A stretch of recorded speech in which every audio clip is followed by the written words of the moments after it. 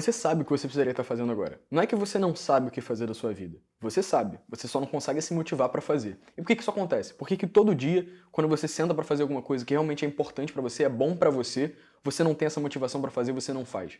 Você tá jogando contra você mesmo? Por que isso acontece o tempo inteiro? Por que quem simplesmente não gosta de fazer coisas difíceis? Gosta de fazer coisas que são boas pra gente, que vão nos levar a algum lugar? Por que a gente cai em tantas armadilhas e acaba fazendo coisas que depois a gente se arrepende, a gente perde muito tempo e se arrepende de perder esse tempo? Por que isso acontece? A resposta é que você está superestimulado o tempo inteiro. Então é muito difícil uma atividade que não tem tanto estímulo, que não é tão boa pra você, competir com alguma atividade que é boa pra você e que demanda mais esforço pra realizar, porque você precisa de foco.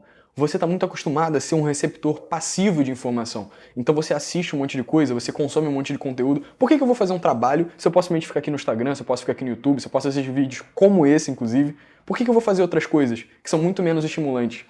O seu cérebro tem a resposta. O seu cérebro ele quer economizar energia, sempre. E se você dá para ele recompensa sem esforço, ele aprende isso. Existe um padrão de comportamento, um padrão de aprendizado acontecendo quando você dá esse tipo de coisa para ele. Então ele aprende, poxa, beleza, com isso aqui eu consigo recompensa sem esforço. Mas na vida, qual foi a última vez que você conseguiu algo significativo sem esforço algum? Isso não existe.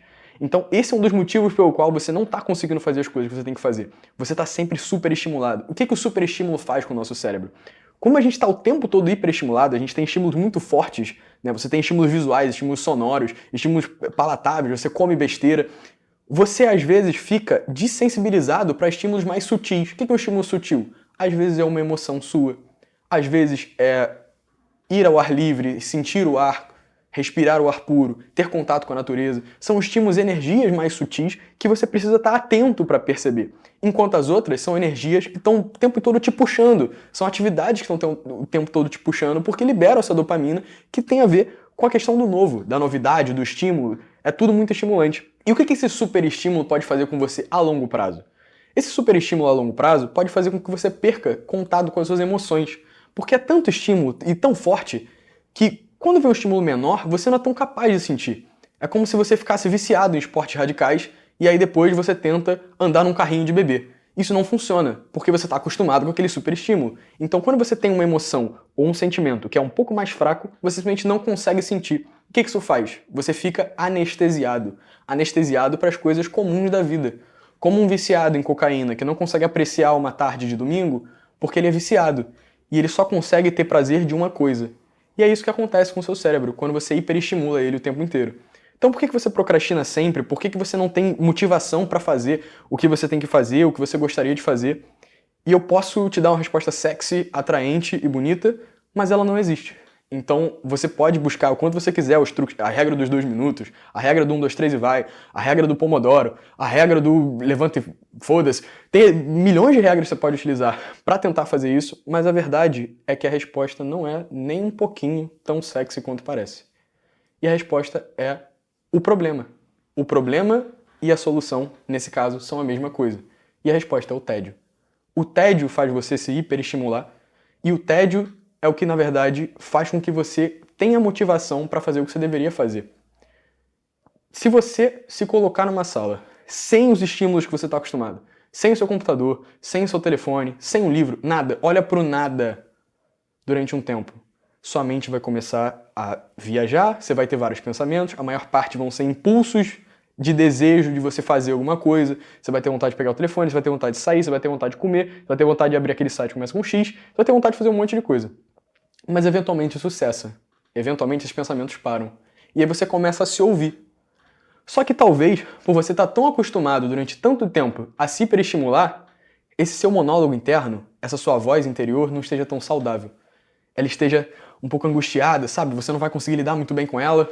E aí o que vai acontecer? Você possivelmente vai voltar a se superestimular para tentar acalmar essa voz interior, para você não ouvir ela. Mas na verdade isso é você. Você está ali tentando se comunicar com você mesmo para tentar descobrir o que você vai fazer, para tentar ter algo real que venha de dentro de você. Porque a maior parte das coisas que a gente faz é copiar as outras pessoas. A gente vê alguém comendo hambúrguer, a gente quer esse hambúrguer, a gente vê um doce no Instagram, vai lá e pede um doce no iFood, mas a verdade é que poucas coisas realmente saem da gente.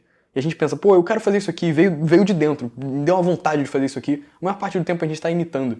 Então é quando você começa a ouvir essa voz interior através do tédio que você começa a realmente descobrir o que você gostaria de fazer. E não só isso. Quando você tem uma tarefa a ser realizada e você coloca você e a tarefa dentro de uma sala, trancado, sem outro estímulo, você vai fazer a tarefa. Eu te garanto, você vai. Você não tem outra escolha, na verdade.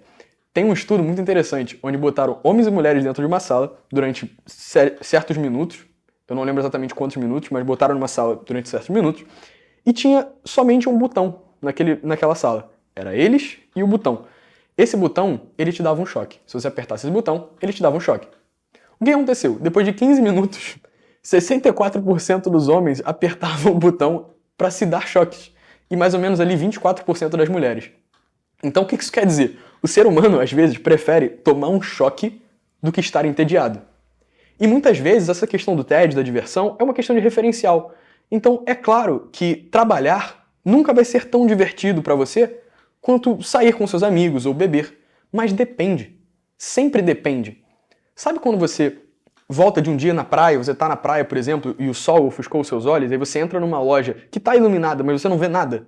Aquela loja parece escura para você. Depois você se acostuma e aí você começa a ver a loja normalmente. E ao contrário, quando você tá dormindo e você levanta para ir no banheiro à noite e a luz do banheiro parece um holofote, é isso, o seu cérebro funciona através de contraste e referencial. Então pode ser de verdade que você realizar uma atividade que é boa para você, o seu cérebro considere bom se o seu referencial é o tédio. Então se você partir do tédio, eu te garanto que fazer aquilo que você precisa fazer, você vai fazer, você não tem outra escolha, seu cérebro não tem outra escolha, e 2, não vai ser tão ruim quanto você pensa. Então a gente quer uma resposta bonita, a gente quer um método bonito, a gente quer uma coisa que faça a gente fazer, e eu tô te dando. Não é tão bonito, mas é verdade. O tédio é extremamente essencial para que a gente consiga nos ouvir os nossos sentimentos e principalmente fazer as coisas que nós precisamos.